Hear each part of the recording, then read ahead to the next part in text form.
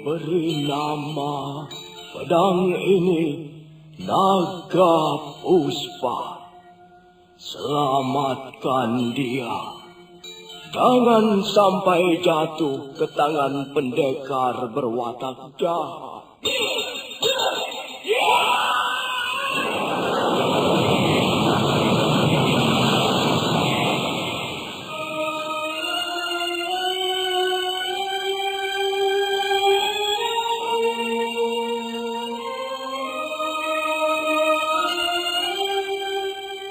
Tutur Tidula.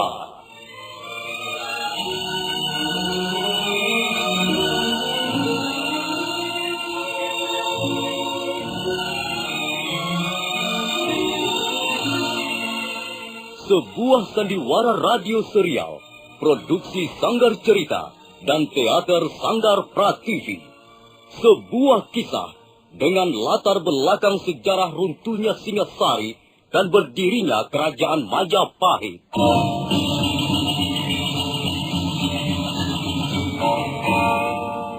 Sandiwara ini didukung oleh pemain-pemain radio yang sudah ternama. Ferry Fadli, Ivone Rose, dan Eli Ermawati.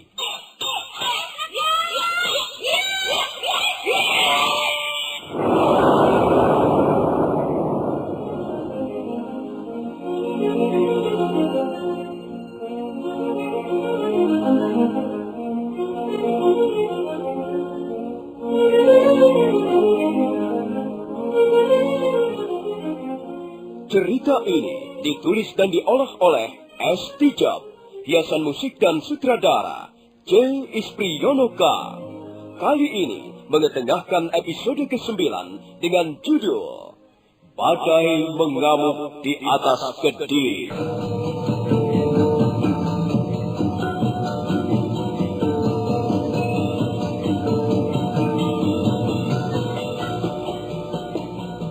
Dalam seri ke-268 ini didukung oleh para pemain Mas Burhan sebagai Aki, Eli Burhan sebagai Nyai, Ferry Fadli sebagai Arya Kamandanu, Ivone Rose sebagai Sakawuni, Mas Dewa sebagai Kepala Desa, Bambang Hermanto dan Tato sebagai orang desa, Redo Febri sebagai Prabangsa, Mogan sebagai Sarpala, dan Asdi Suhastra pembawa cerita. Selamat menikmati.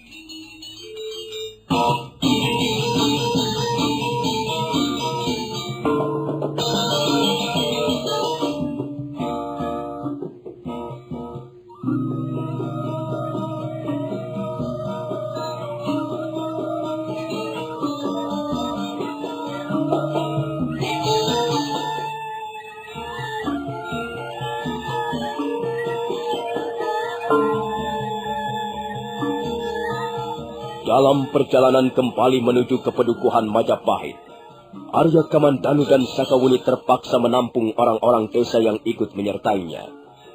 Arya Kamandanu dan Sakawuni tidak mampu menolak keinginan mereka yang meluap-luap. Sebuah cinta dan pengorbanan, pengabdian tanpa pamrih, terpancar dari wajah orang-orang desa yang miskin dan bodoh itu. Jumlah mereka lebih dari 200 orang. Sekarang perjalanan mereka sudah tiba di Desa Cilacayana. Desa Cilacayana terletak di bagian kaki Gunung Anjasmara. Hari sudah menjelang sore ketika Arya Kamandanu tiba di halaman rumah kepala desa. Sementara itu, ada 2 orang warga desa, Aki Rumpus dan istrinya, Nyai Rumpus, tengah sibuk membicarakan kehadiran mereka. Sama halnya seperti warga desa yang lain, 2 orang tua itu pun tergerak hatinya untuk ikut membantu perjuangan Dyah Sang Ramawijaya. Kita tidak boleh tinggal diam, Nyai. Sekalipun kita ini orang-orang tua, kita juga harus berbuat sesuatu, memberikan sesuatu yang berharga untuk membantu perjuangan Gusti Sang Ramawijaya.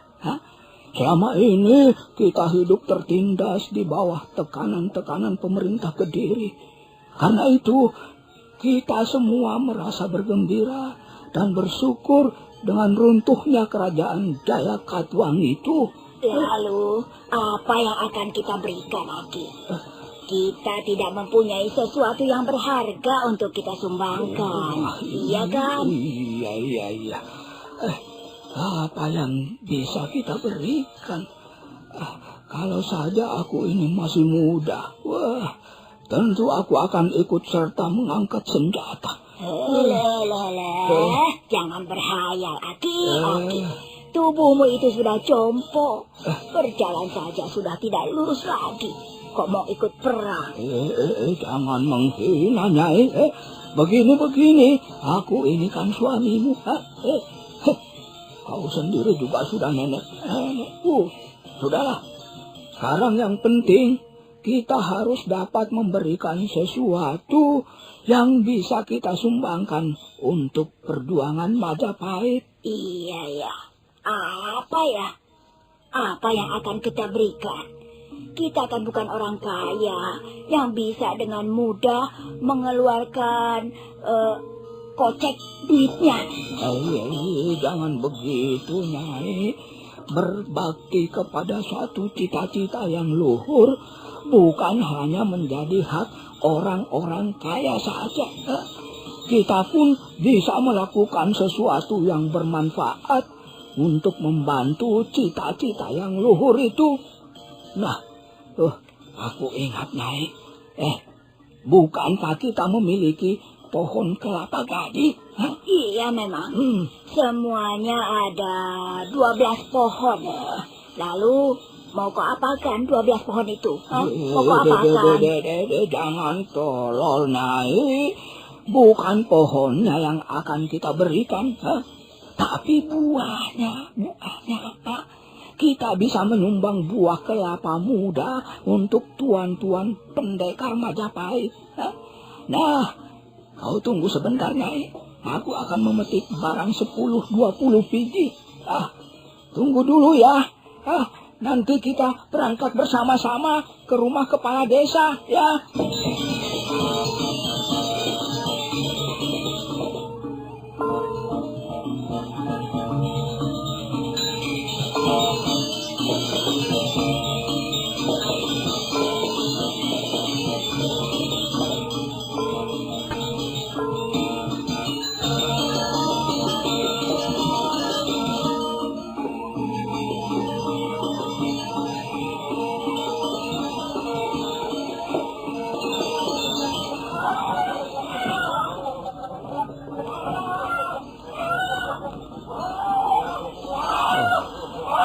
Apa yang mereka lakukan ini, Pak Kepala Desa? Mengapa kau suruh warga desamu datang kemari dan membawa segala macam ternak begitu? Ampun, Tuan. Hamba sama sekali tidak menyuruh mereka. Mereka datang sendiri-sendiri, Tuan. Dari mana mereka tahu bahwa kita akan pergi ke Majapahit? Entahlah, Nini Sakawuni. Mungkin mereka mendengar kabar burung yang tersebar di seluruh pelosok desa. Ya, maklumlah. Berita tentang peperangan di kota Kediri sudah tersiar sampai kemana-mana. Juga berita tentang pendekar-pendekar Majapahit yang bertempur dengan gagah berani melawan prajurit-prajurit Jayakatwang. Mungkin mereka mendengar dari teman-temannya bahwa Tuan dan Nini Sakawuni akan melewati desa Cilacayana. Kemudian mereka datang berbondong-bondong ke sini. Hamba sama sekali tidak pernah merasa mengundang ataupun memberikan pengumuman pada mereka, Tuan. Lalu apa maksudnya mereka berkumpul di halaman rumahmu ini, Pak Kepala Desa? Ya, begitulah, Tuan Kamandanu. Mereka ini adalah warga desa biasa. Orang-orang kecil yang kurang berpendidikan. Tapi rata-rata mereka mempunyai hati yang tulus. Apakah mereka juga akan ikut pergi ke Majapahit? Mungkin juga, Nini. Nampaknya mereka bertekad untuk ikut serta pergi ke Majapahit. Saya kira tidak bisa begitu, Pak Kepala Desa. Saya kira Gusti Sanggrama Wijaya juga tidak akan setuju. Mereka bukanlah prajurit-prajurit. Mereka tidak mempunyai ilmu kanuragan yang bisa digunakan untuk berperang melawan musuh. Ya, kau harus bisa memberikan pengertian pada warga desamu, Pak Kepala Desa. Jangan sampai mereka nekat ikut pergi ke Majapahit, kemudian menjadi korban yang sia-sia. Kasihan, karena mereka masih mempunyai keluarga. Baiklah, Nini Sakawuni. Hamba akan mencoba untuk bicara dengan mereka. Dengar warga desa Cilacayana seluruhnya. Walaupun aku kepala desa di sini, aku sendiri menjadi bingung. Aku tidak habis mengerti. Untuk apa kalian semuanya berkumpul di halaman rumahku ini? Aku tidak pernah merasa membuat pengumuman. Tapi tiba-tiba kalian berbondong-bondong datang kemari. Kulihat ada yang menuntun kerbau, ada yang membawa bebek, ada yang membopong ayam. Bahkan ada juga yang membawa buah-buahan di dalam keranjang. Apa arti semua ini? Coba berikan penjelasan pada kami. Tuan Arya Kamandanu dan Nini Sakawuni juga ingin tahu. Apa sebabnya kalian berduyun-duyun datang ke halaman rumahku ini? Coba, siapa yang bisa memberikan penjelasan? Kami datang ke halaman rumahmu ini. Memang tidak ada yang mengundang Bapak Kepala Desa. Kami datang dengan niat yang tulus dan murni. Kami ingin memberikan bantuan dan sedikit sumbangan kepada Gusti Sanggrama Wijaya di Majapahit. Iya, kami ingin bergabung dengan Gusti Sanggrama Wijaya. Kami ingin berbakti kepada beliau. Tapi kalian ini orang-orang desa biasa. Kalian bukan pendekar atau prajurit. Kalian tidak terbiasa memanggul pedang ataupun mengempit tombak untuk berperang melawan musuh. Kalian hanya biasa bergelut dengan lumpur ataupun kotoran ternak. Bagaimana kalian bisa mempunyai keinginan bergabung dengan Gusti Sanggrama Wijaya? Bapak Kepala Desa, sekalipun kami bukan pendekar, kami tidak gentar berperang melawan musuh Majapahit. Iya, kami tidak takut melawan bala tentara asing. Kami tidak takut menjadi korban peperangan demi menjunjung tinggi amanat Gusti Sanggrama Wijaya, demi Majapahit, demi cita-cita yang luhur dan mulia. Selama ini kami hidup menderita di bawah tekanan pemerintahan Prabu Jayakatwang. Dan sekarang kami bermaksud memberikan segala-galanya untuk Majapahit. Bagaimana Tuan Arya Kamandanu? Tuan sudah mendengar sendiri apa alasan mereka datang berbondong-bondong ke halaman rumah hamba ini. Iya, tekad dan semangat mereka sangat mengharukan. Hal ini perlu mendapat catatan tersendiri. Ya, mereka memang tidak mempunyai apa-apa, Tuan. Mereka hanya memiliki semangat dan ketulusan hati. Hidup Majapahit! Hidup Majapahit! Hidup Majapahit! Hidup Gusti Sanggrama Wijaya! Hidup Gusti Sanggrama Wijaya! Arya Kamandanu dan Sakawuni merasa sangat terharu mendengar teriakan-teriakan warga desa Cilacayana. Teriakan penuh semangat. Teriakan yang muncul dari pernyataan hati yang tulus. Tapi mendadak, teriakan itu berhenti. Kemudian disusul oleh suara keributan orang yang sedang baku hantam.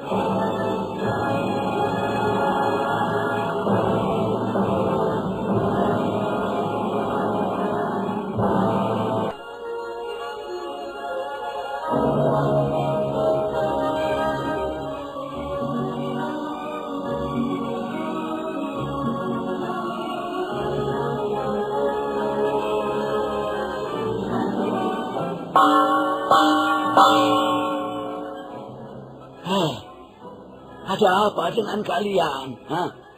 Kau prabangsa, mengapa kau baku hantam dengan anakmu sendiri? Apa yang terjadi? Ada apa Sarpala? Mengapa kau baku hantam dengan ayahmu sendiri? Anak saya ini memang keras kepala, Ki Lurah. Dia tidak mau lagi mendengar nasihat dan kata-kata orang tuanya. Saya sudah dewasa, ya. Saya berhak menentukan jalan saya sendiri. Kurang ajar. Jadi aku ini kau anggap apa? Ha? Kau bayi kemarin sore sudah berani membantah pada orang tuamu sendiri. Peribahasa, ompolmu belum kering, sudah berani menentang ayahmu. Apakah itu perilaku seorang anak yang baik? Coba sebentar. Coba jelaskan apa yang sedang terjadi pada diri kalian. Supaya kami semua mengerti. Mengapa kalian ribut-ribut? Ada apa sebenarnya? Ada persoalan apa?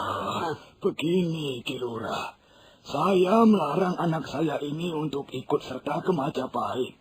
Mengapa saya melarang? Tentu ada sebabnya. Dia baru saja mengawini seorang gadis. Mereka adalah pengantin baru. Dan istrinya itu sekarang sedang hamil. Apakah buruk kalau aku melarangnya pergi? Bukankah sebaiknya dia di rumah menunggu istrinya yang nanti akan melahirkan? Ayah tidak bisa memahami perasaan saya. Sebagai anak muda, tentu hati saya tergugah melihat keadaan seperti ini, Ayah. Negeri kita sedang bergolak.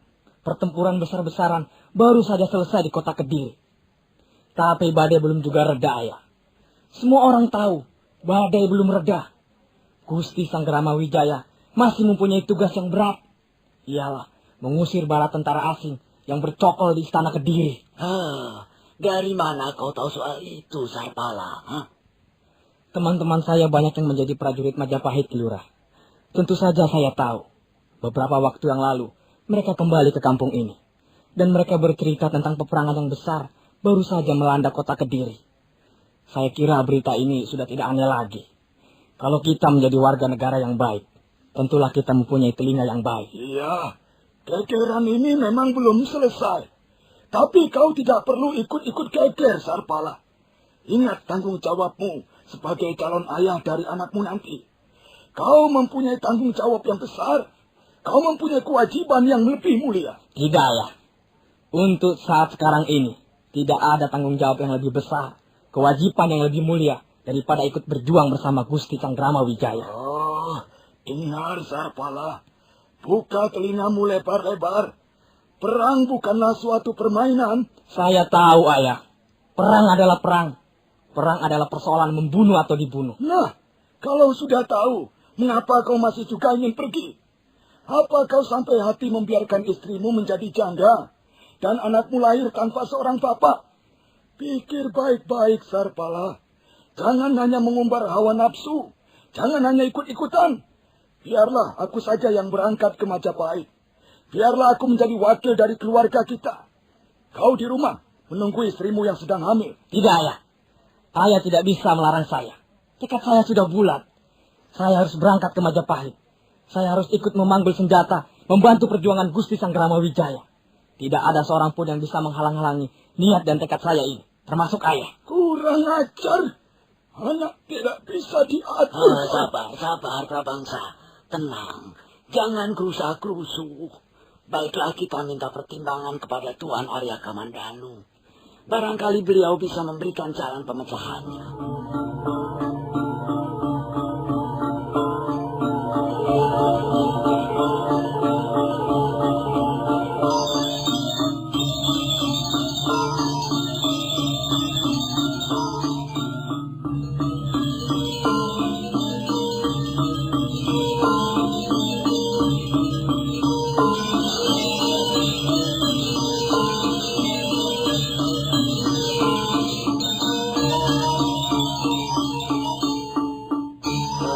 Bagaimana Tuan Kamandanu?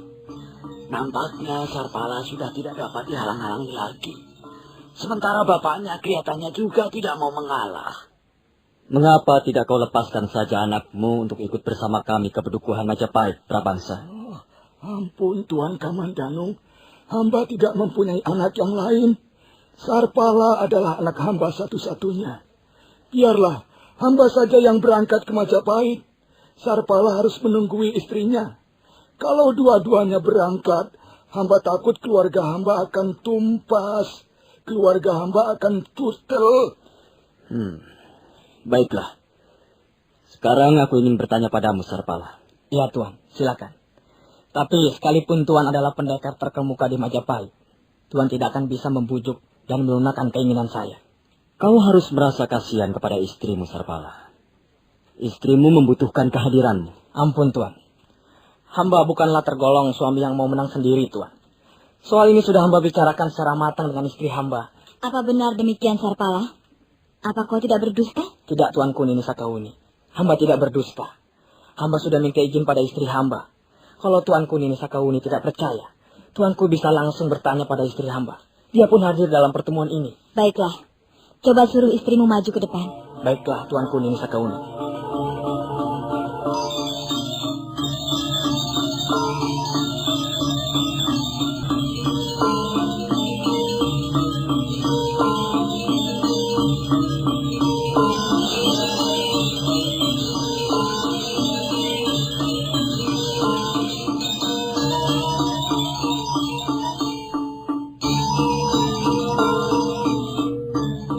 Sarpala kemudian bergerak menguak kerumunan orang-orang. Laki-laki yang masih muda usia itu menghampiri seorang wanita yang berdiri di dekat pagar. Selanjutnya dia kembali menggandeng wanita tersebut.